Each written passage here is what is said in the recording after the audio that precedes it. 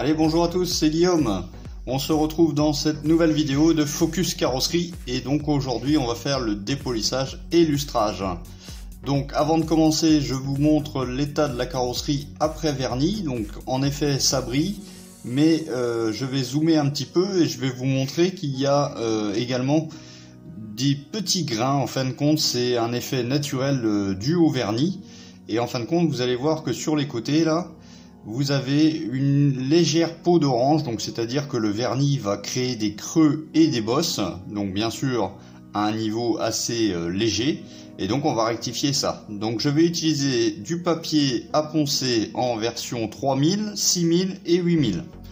Donc le papier abrasif que je vais utiliser en premier, ce sont le grain 3000, donc c'est de l'éponge Tamiya, et donc on va venir tremper ça dans un petit bocal d'eau, propre bien entendu, et on va venir frotter toute la carrosserie. Donc là je vais m'occuper essentiellement du toit avec vous, et donc vous allez voir que ça a deux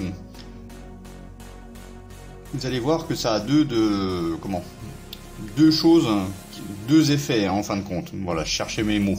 Donc le premier effet de poncer au 3000 est d'enlever déjà cette peau granuleuse due au vernis. Le deuxième effet, c'est de venir poncer les décals pour effacer l'épaisseur du décal par rapport à la carrosserie. Parce que même si vous avez 3 couches de vernis dessus, bon, il y a quand même une petite surépaisseur qui va se mettre sur la carrosserie. Et donc en ponçant en 3000, on va atténuer l'épaisseur et on va également diminuer l'effet de peau d'orange. Donc ce dépolissage est à faire seulement et uniquement après un temps de séchage adapté, donc environ 4-5 jours. Si vous voulez plus de sécurité, vous laissez une semaine et là vous pourrez y aller tranquillement.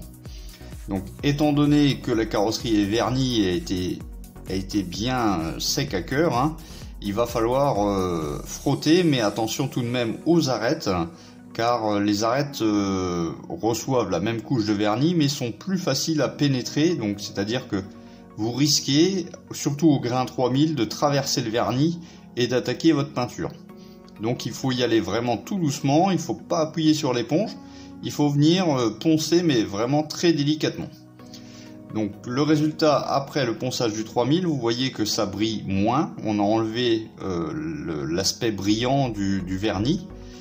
Et donc on va venir vérifier ça avec la lumière, hein, comme je vous ai montré à l'instant. Donc à chaque fois que on passe ce ponçage, on vérifie avec une petite lumière pour voir si vous voyez des reflets. Si vous voyez des reflets brillants, c'est que vous n'avez pas assez poncé. Donc une fois le 3000 terminé, on recommence l'opération avec ce coup-ci du papier à poncer 6000. Donc le grain 6000 devient de plus en plus doux, bien naturellement. Donc je viens sécher de temps en temps avec mon tissu à lunettes pour voir si j'ai encore du reflet quelque part. Donc normalement après le grain 3000 il ne doit plus y avoir de reflet, mais bon on ne sait jamais, hein, si vous avez oublié une zone. Généralement on n'oublie pas sur les aplats mais on oublie sur les côtés. Donc après passage du 6000, on obtient une couche donc bien plus lisse et surtout on commence à rattraper un petit peu de brillant. Donc maintenant j'attaque avec le papier à poncer 8000, donc c'est des papiers à poncer de chez Mr Hobby. Donc sachez que vous pouvez très bien continuer ce ponçage jusqu'au grain 12000 par exemple. Honnêtement, de s'arrêter au grain 8000 c'est déjà pas mal, on a une couche déjà parfaitement lisse. Si vous montez en grain, vous allez affiner le ponçage et donc vous allez retrouver encore de la brillance. Donc allez-y doucement, hein, c'est la seule chose que je peux vous dire. Il faut regarder le papier abrasif de temps à autre pour voir si vous n'avez pas de traces de peinture. Dans ces cas-là, il faut arrêter tout de suite. Et donc voici le visuel après le grain 8000. Donc on est sur une surface complètement lisse. Donc maintenant on va passer au lustrage, et donc le lustrage on va utiliser des Kumpoud. Donc les Kumpoud, j'utilise ceux-là de chez Tamiya, pardon.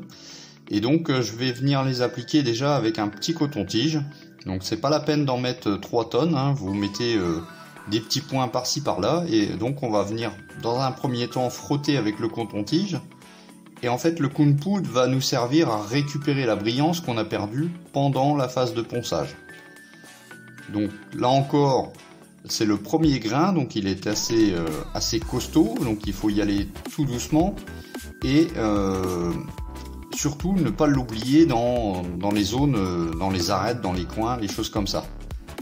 Donc si vous avez des peintures annexes à faire sur la carrosserie, par exemple des écrous, des choses comme ça, vous pouvez les faire après, parce que le Kunput forcément va attaquer ces peintures.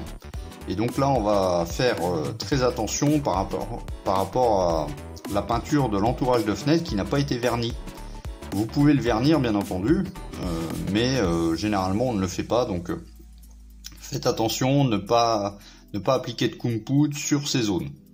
Donc je viens utiliser là encore un tissu à lunettes, c'est extrêmement doux, donc n'utilisez pas de sopalin ou de papier toilette, hein. Il faut vraiment un chiffon doux, et il faut un chiffon doux par Kunput, c'est-à-dire que le Kunput, le corse, le tissu ne va pas être le même entre le corse et les autres. Donc il faut un tissu à chaque. Donc maintenant que le corse est fini, je passe au fine. Et donc le fine va vraiment aider pour retrouver la brillance de la carrosserie. Donc j'en applique exactement de la même manière que le premier grain, le corse, hein. Donc petit coton-tige, et puis on va venir frotter la carrosserie, enfin l'endroit qui a été dépoli dans un premier temps, puis après on viendra avec un deuxième tissu, donc enlever le surplus. Et donc je vais vous dire quand est-ce qu'il faut s'arrêter. C'est tout simplement que lorsque vous avez vraiment bien appuyé sur le Kunput, vous aurez un bruit de couinement, et en fait ça signifie que vous pouvez arrêter, vous pouvez passer au grain suivant. Donc je vous montre le résultat après lustrage donc de la carrosserie avant avec les deux Kunput, donc le corse et le fine. Donc pour certains on peut s'arrêter là, on a déjà une bonne brillance, hein, et vous voyez qu'on n'a plus du tout l'aspect granuleux de la première séquence vidéo. Là on est sur quelque chose de lisse. On a encore quelques endroits qui sont granuleux, mais c'est vraiment assez petit. Généralement c'est dû au décal et à l'assouplissant qui a frisé un petit peu le décal. Donc c'est pas la peine d'insister trop non plus, sous risque de passer à travers le vernis. Donc dernière étape de ce lustrage, on passe le dernier Kunput, donc c'est le finish, hein. Et donc même principe, coton-tige, et puis après on va passer un petit peu de tissu pour lustrer totalement la fin de la carrosserie, hein. Et donc vous allez voir qu'il y a quand même une grosse différence entre le finish et le fine. Donc voilà, on insiste bien sur toutes les zones pour que le Kunput agisse au mieux. Donc bien entendu, une fois les Kunput passés, il faudra laver votre carrosserie pour enlever les résidus de Kunput, parce que généralement ils viennent se mettre dans les lignes de structure ou des petits endroits comme ça. Donc n'oubliez pas de laver votre carrosserie avec de l'eau tiède, hein, par exemple, avec un petit pinceau, et puis ensuite vous venez sécher la carrosserie. Là vous voyez en fait sur le pare-brise, enfin le joint de pare-brise en noir satiné, j'ai des résidus de Kunput. Donc petit visuel par exemple avec le Kunput Fine, donc vous voyez sur les côtés c'est propre, et là je suis en train de passer sur le numéro 25, hein. Et donc là j'ai terminé l'opération des passages de Kunput et des polissages complets. Donc c'est une étape qui est quand même assez longue, il ne faut pas se presser, il faut faire attention aux arêtes, hein, comme je vous l'ai dit. Et puis on a quand même un aspect visuel très différent quand on fait un dépolissage complet de la carrosserie, étant donné qu'on n'a plus cet effet granuleux, on a vraiment une surface totalement lisse, quoi. Et vous allez voir qu'au reflet de la lumière, hein, je vais vous faire différentes vues, c'est lisse déjà d'une part, et ça brille. Donc là j'ai choisi un fond noir, mais c'est vrai que j'aurais dû peut-être vous mettre un autre fond.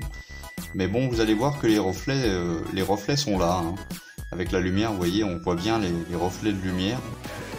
Donc bien entendu, il va falloir lustrer et dépolir également l'aileron, toutes les zones qui composent cette carrosserie. Hein. Donc vraiment satisfait de ce dépolissage. Et sachez que le vernis GX112 que j'ai employé est quand même assez costaud. Donc vous pouvez y aller avec du grain 3000 ou le Kunput Corse. Hein. C'est franchement, il faut vraiment y aller pour traverser ce vernis, à condition qu'il soit bien sec, bien entendu. Donc vous voyez, hein, ça brille de partout, et c'est surtout bien lisse, c'est surtout ça. Limite la brillance, on aime que ça clinque ou que c'est naturel, mais il faut que le rendu soit totalement lisse. Et donc là, on n'a plus du tout l'épaisseur des décals. Sur certains, encore un tout petit peu, mais c'est franchement léger. À la caméra, c'est vrai que ça se voit. Et donc là, on va s'occuper, enfin, je vais m'occuper des peintures annexes, hein, des clignotants, des choses comme ça. Et donc la prochaine fois que vous verrez cette Porsche, ça sera la vidéo finale de la Porsche. Donc à l'heure où je parle, elle est déjà finie. Donc vous aurez la vidéo très bientôt. En attendant, je vous laisse sur ce visuel. Vous avez tous les liens dans la description, les réseaux sociaux, Facebook, Instagram. On se dit ciao, bye bye, des pouces, merci.